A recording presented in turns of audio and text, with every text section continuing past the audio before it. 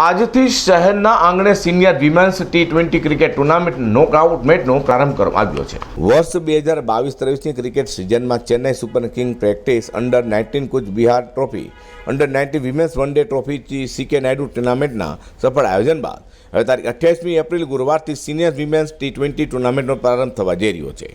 આ tournament 4 match સુધી ચાલશે। તો ડિસ્ટ્રિક્ટ ક્રિકેટ એસોસિએશનના નેજા હેઠળ રમાનારી નેકઆઉટ સ્પર્ધામાં 10 મેચો લાલભાઈ કોન્ટ્રાક્ટર સ્ટેડિયમ અને CK પીઠાવાલા સ્ટેડિયમ પર રમાશે।